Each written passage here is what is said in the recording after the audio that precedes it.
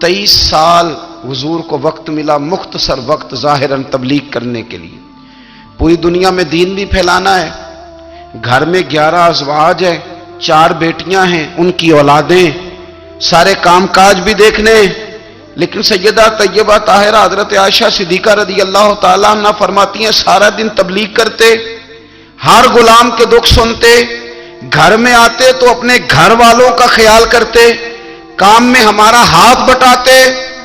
قربان جاؤں، کہتی ہیں زمانہ سارا سو جاتا لیکن آمنہ کے لال مصلی بچھا لیتے۔ دنیا سو گئی، ساری سب سو گئے، جو خدام تھے، وہ جو غلام تھے، وہ سو گئے۔ صحیح مسلم میں لفظ ملیں گے، سیدہ پاک فرماتی ہیں او میرے نبی کے غلاموں، میں نے یہ رنگ بھی دیکھا ہے کہ حضور نے اتنا کھڑے رہے، اتنا قیام کیا، اتنا قیام کیا کہ مقدس پیروں میں ورم آ گئے، سوج گئے پیر۔ ہم سیر کرنے گئے تو تھک گئے، بات الگ ہے، لیکن عبادت میں یہ بھی تو مسلم شریف ہے نا، یہ بھی تو دین ہے نا، یہ بھی تو حضور کی سنت ہے، یہ بھی تو وہ چیز ہے جو کریم کی آنکھوں کی ٹھنڈک ہے۔ سیدہ فرماتی ہیں پیروں میں ورم آ گئے، اور ساری رات ہی حضور نے نماز پڑھی اور ایک ہی آیت بار بار دہرائی۔ مسجد نبوی میں بلال حبشی نے فجر کی اذان دے دی اور حضور ابھی مصلی پہ تھے، کریم فارغ ہوئے۔ میں نے عرض کی یا رسول اللہ صلی اللہ علیہ وسلم، آپ کے تو صدقے اللہ اگلے پچھلوں کے گناہ معاف کرے گا، تو آپ اتنی آہوزاری کیوں فرماتے ہیں؟ آپ تو شفیع ہیں، آپ تو انبیاء کے امام ہیں۔ تو حضور نے فرمایا عائشہ تم نے گنوایا ہے نا میرے اللہ کی مجھ پر کتنی رحمت ہے، افلا اکون عبدا شکورا، فرمایا اگر اس نے اتنی نعمتیں دی ہیں تو کیا میں اس کا شکر گزار بندہ نہ بنوں؟ میں شکر گزار بندہ نہ بنوں اس کا؟ پھر اگر اتنی نعمتیں اس نے دی ہیں، مجھے اتنا نوازا ہے، تو پھر میں اس کے سامنے سجدے نہ کروں؟ او میرے بھائی، بڑے قابل فخر لوگ ہیں ہم کہ ہم نبی پاک کے غلام ہیں، ہم قابل فخر ہیں کہ نبی کریم کے غلام ہیں۔ کیا کبھی اس غلامی کے شکرانے میں بھی 2 نفل پڑھے کہ یا اللہ تیرا شکر ہے تو نے ہمیں حضور کا غلام بنایا ہے؟ یاد رکھیں کہ اپنی روحانی زندگی کو آباد کریں، استغفار پڑھیں، تسبیحات کریں، کچھ چھوٹے چھوٹے اعمال ہیں ان کو اپنی زندگی میں حصہ بنائیں۔ ترمذی شریف میں حدیث ہے، نبی پاک صلی اللہ علیہ وسلم نے فرمایا 3 مرتبہ صبح، 3 مرتبہ شام اعوذ باللہ السمیع العلیم 3 دفعہ یہ پڑھو، اور 1 دفعہ سورۃ حشر کی آخری 3 آیات، هو اللہ الذی لا الہ الا هو عالم الغیب والشہادۃ هو الرحمن الرحیم۔ اعوذ باللہ من الشیطان الرجیم ہے نا، اس کو پڑھنا ہے اعوذ باللہ السمیع العلیم من الشیطان الرجیم۔ فرمایا 3 دفعہ اس کو پڑھو اور 1 دفعہ سورہ حشر کی 3 آیتیں، 1 دفعہ صبح اور 1 دفعہ شام۔ صبح کیا ہے، شام کیا ہے؟ تو اعلیٰ حضرت بریلوی فرماتے ہیں صبح سے مراد ہے آدھی رات ڈھلنے سے لے کر سورج نکلنے تک، آدھی رات ڈھلنے سے لے کر یعنی تہجد کا ٹائم سے لے کر سورج اور شام کیا ہے، دوپہر ڈھلنے سے لے کر مغرب کی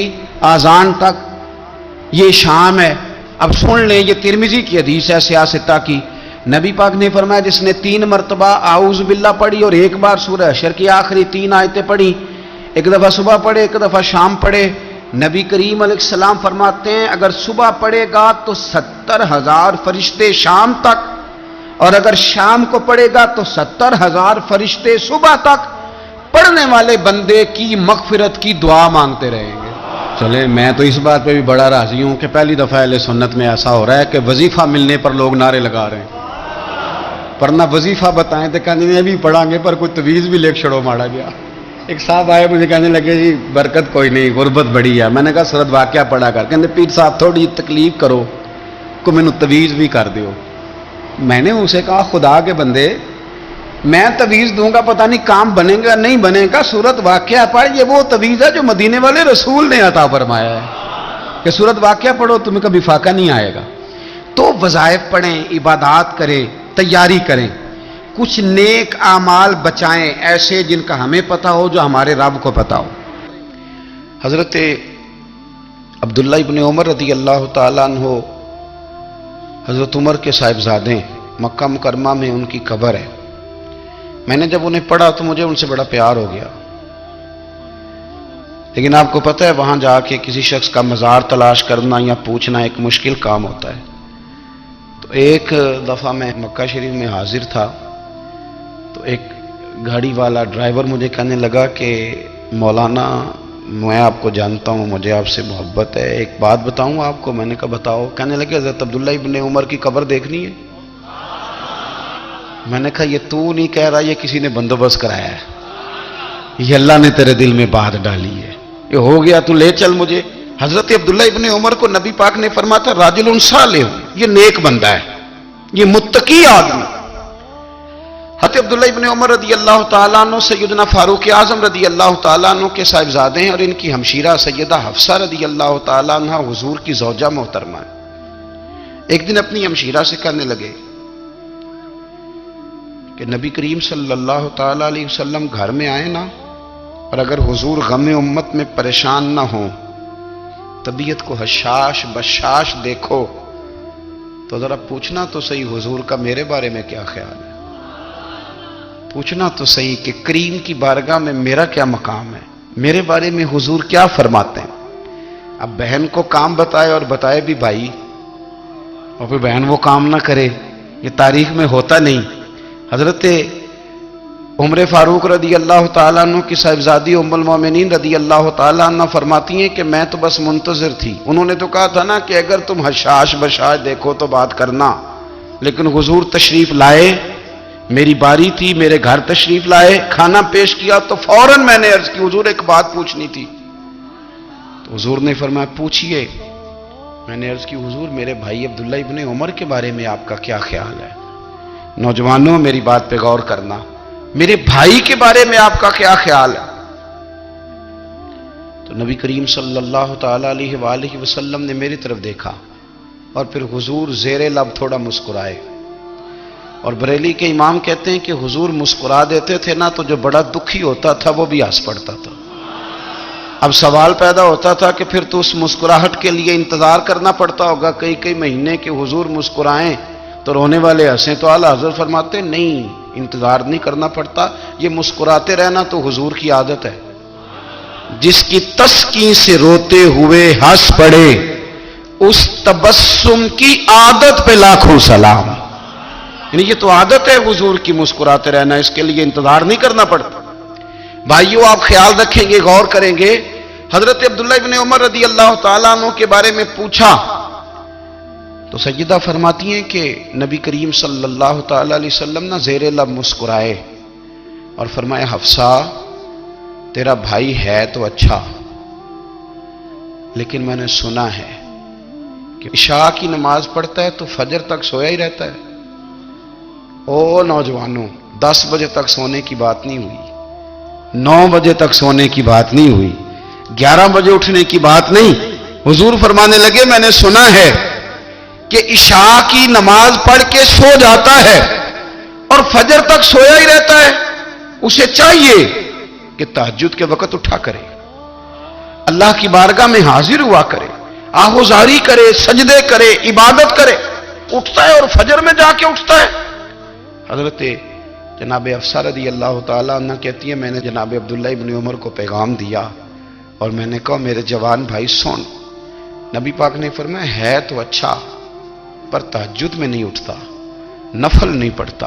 او میری ملت کے جوانوں، مزہ نہیں آ جاتا جب ساری دنیا سوئی ہو، ساری دنیا، اور بستر بھی گرم ہو اور نیند بھی پورا غلبہ کر رہی ہو، اور اچانک گھنٹی بجے دماغ میں، آنکھ کھلے، گھڑی پہ نظر پڑے، 3:30 4 بجے کا پیغام گھڑی بتائے، اور کوئی چڑھتی جوانی والا اٹھ کے وضو کرے، اور جب وہ مصلی کھول کے بچھائے تو مدینے والے محبوب کہتے ہیں کہ ہر نماز پہ رب ثواب دیتا ہے، اور جو اٹھ کے تہجد کی نماز پڑھے اسے دیکھ کے تو رب مسکراتا ہے، جو اس کی شان کے لائق ہے، جو اس کی شان کے لائق، وہ مسکراتا ہے، خوش ہوتا ہے کہ میرا بندہ تہجد میں اٹھ گیا، وہ مسکراتا ہے۔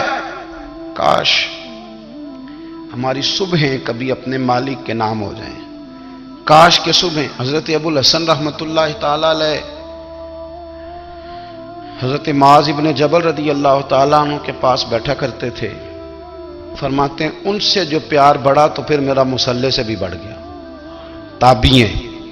فرماتے ہیں صحابی رسول سے محبت ہوئی تو ذکر سے بھی ہو گئی, پھر درود شریف سے بھی ہو گئی.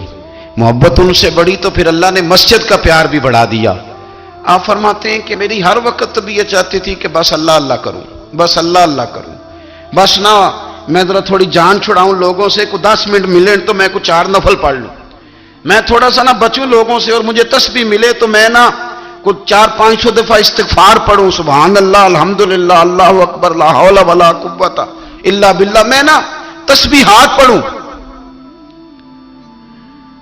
فرماتے ہیں کہ بچے تھے گھر میں 6-7, غربت تھی, کام ملتا کوئی نہیں تھا, اور میں کام چور نہیں تھا, کام ڈھونڈتا تھا, پر اللہ کی قدرت کے کام نہیں ملتا تھا. فرماتے ہیں کہ میں نے ایک دن اپنی اہلیہ سے کہا کہ آج میں پھر جاتا ہوں کام ڈھونڈنے. تو میری بیوی بڑی فرما بردار تھی, پر اس دن نہ غربت کے ہاتھوں تنگ آ کے کہنے لگی, آج نانا کوئی تو چیز لے کے آیا, تو مجھ سے بچوں کی بھوک نہیں دیکھی جاتی. یہ سب روگاں دا روگ محمد جس دا نام غریبی, کنڈ بلا کے لنگ جاندے نہیں دوست یار قریبی. آج نہ کچھ لے کے آیا تو میں بچے لے کے میکے چلی جاؤں گی. شیخ فرماتے ہیں کہ میں بڑا پریشان گھر سے نکلا, پر میں نے صبح سے لے کے زور تک کام ڈھونڈا, کام ملا کوئی نہیں. تو میرے دل میں خیال آیا, چلو کام نہیں ملتا تو اللہ اللہ تو کرے نا, چلو بندوں کی مزدوری نہیں ملتی تو رب کریم کی عبادت ہی کرتے ہیں. فرماتے ہیں کہ میں نے نا فرات کے پانی سے وضو کیا, نہر کے, شدید دھوپ تھی, ساتھ ریت تھی, اور ریت تپ رہی تھی. میں نے اپنا رومال وہیں مصلی کے طور پر بچھا لیا, اور فرماتے ہیں کہ زور سے لے کر عصر تک نماز پڑھی, دھوپ بھی پورے زور پہ, پر میرے سجدے کا ذوق بھی پورے زور پہ. فرماتے ہیں سورج بھی چمک رہا ہے, اور رب کی عبادت کا ذوق بھی پورے زور پہ. میں سجدہ کروں تو پھر میرا اٹھانے کو جی نہ چاہے. میرے استاد لکھا کرتے تھے, یہ ان کا شعر ہے, وہ کہا کرتے تھے مجھے سوز دے, مجھے ساز دے, اور مجھے نیم شب کا نیاز دے, دم سجدہ خود کو میں توڑ دوں, مجھے ایسا ذوق نماز دے.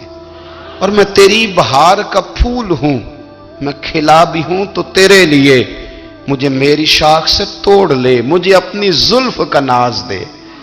بھائی فرماتے ہیں کہ عصر تک میں نے نفل پڑھے, دل ڈھلنے لگا, عصر کی نماز پڑھی اور میں وہاں سے چلا.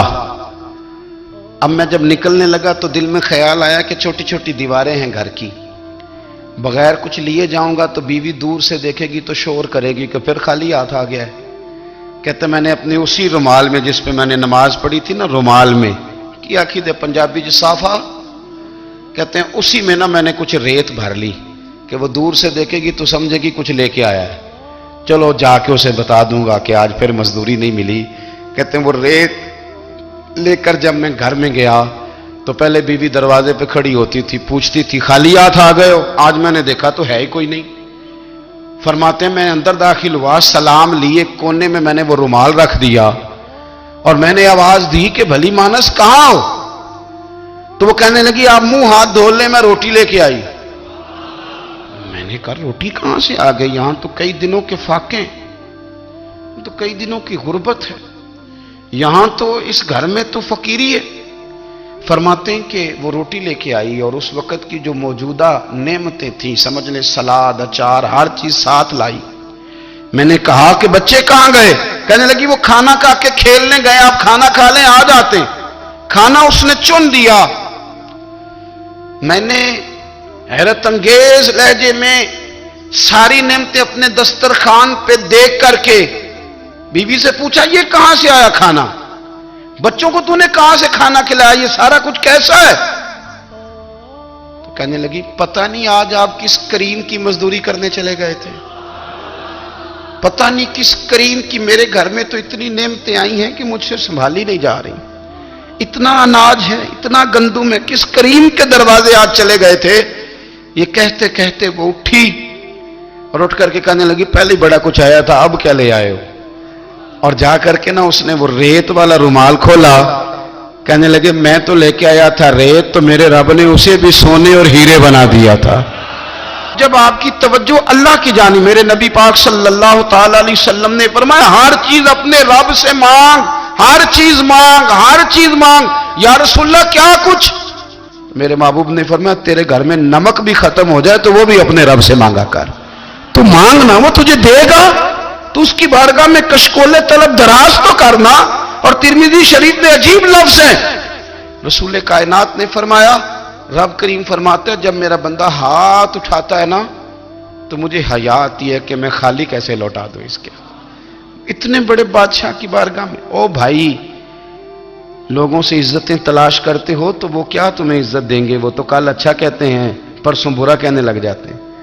لوگوں کے سامنے گڈ بک میں آنا چاہو گے تو وہ تو سویرے تمہارے بارے میں کچھ کہیں گے، شام کچھ اور کہیں گے۔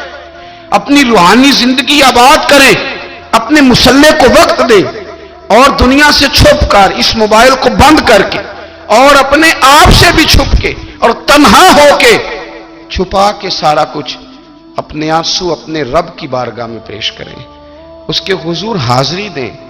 سنو نا ترمذی کی حدیث، اور اسے یاد رکھنا، نبی پاک علیہ السلام نے فرمایا اپنے دکھ لوگوں کے سامنے نہ بیان کرنا، سیٹھوں نوابوں کو نہ بتاتے پھرنا، دنیا داروں کے سامنے جا کے نہ رونا کہ میں تکلیف میں ہوں۔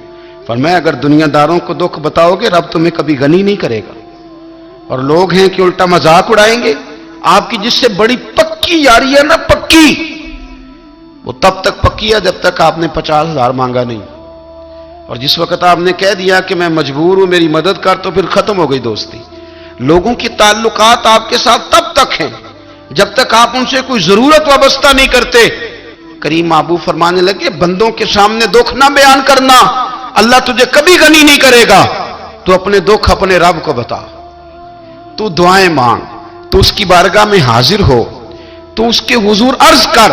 فرمایا اپنے دکھ اپنے رب کو بتا، وہ جلدی کرے یا دیر سے کرے تجھے ساری دنیا سے بے نیاز کر دے گا، تجھے کسی کا محتاج نہیں رہنے دے گا۔ اپنے مسلح کو، اپنی دعاؤں، ایک بزرگ فرماتے ہیں میں نے دعا مانگنے کا طریقہ اپنی بیوی سے سیکھا، دعا مانگنے کا طریقہ اپنی، سیکھنے والے تو اپنے بچوں سے بھی سیکھ لیتے ہیں، سیکھنے والے تو ہر ایک سے سیکھتے ہیں۔ وہ کہتے ہیں میں نے دعا مانگنے کا سلیقہ اپنی بیوی سے سیکھا ہے۔ حضرت وہ کس طرح؟ فرمانے لگے میری بیوی نے نا مجھے کوئی کام بتایا، کچھ پیسوں کی ضرورت کے لیے کہا، تو میں نے اسے کہا کہ بھئی ابھی میرے پاس نہیں ہے، کچھ دنوں میں آتے ہیں تو میں دے دوں گا۔ عورتوں کی عادت ہوتی ہے وہ بار بار یاد کراتی ہیں، 2-4 دنوں کے بعد پھر اس نے کہا حضرت وہ میں نے کہا تھا کچھ پیسے، میں نے اسے کہا کہ ابھی میرے پاس نہیں ہے، کچھ دنوں میں ملتے ہیں تو میں تمہیں دے دوں گا۔ اس نے کچھ دنوں کے بعد پھر کہا حضور وہ میں نے کچھ پیسے کہے تھے۔ فرماتے میں نے ڈانٹ دیا، میں نے کہا کہ کیا تو روز مجھے شرمندہ کرتی ہے، کہا نا میرے پاس نہیں ہے، ہوں گے تو دے دوں گا، تو روز یاد کراتی ہے۔ فرماتے ہیں اس نے پہلے تو میری ڈانٹ کو سہا، پھر میرے سخت جملوں نے اس کی آنکھوں میں آنسو پیدا کر دیے، پھر اس نے اپنے آنچل میں اپنے اس دکھ کو سمیٹا، اور پھر اس نے ایک جملہ کہا تو میں رو پڑا، اور مجھے اپنے رب سے مانگنے کا طریقہ آ گیا۔ مجھے کہنے لگی حضرت جی آپ نے ڈانٹ دیا میں نے سہ لیا، پر آپ ہی میرے شوہر ہیں، بتائیں نا آپ سے نہ کہوں تو میں کس سے جا کے کہوں۔ فرماتے ہیں میں رو پڑا، اور میں کھل کے رویا، اور میں تڑپ کے رویا، اور پھر میری سسکیاں بند گئیں۔ تو مجھے کہنے لگی آپ کو کیا ہوا؟ میں نے کہا مجھے بھی دعا مانگنی آ گئی ہے، جب میں اسے کہوں گا نا اللہ تو ہی میرا رب ہے، میں تجھ سے نہ کہوں تو میں کس سے جا کے کہوں؟ میں کیوں کسی بندے سے سوال کروں؟ میں کیوں کسی دنیا دار سے کہوں؟ میں تیرے بندوں کا، نیک بندوں کا وسیلہ لے کے، تیرے محبوب کی غلامی لے کے تیری بارگاہ میں آئیں، تجھ سے نہ مانگوں تو کس سے مانگوں؟ سمجھ آ گئی ہے؟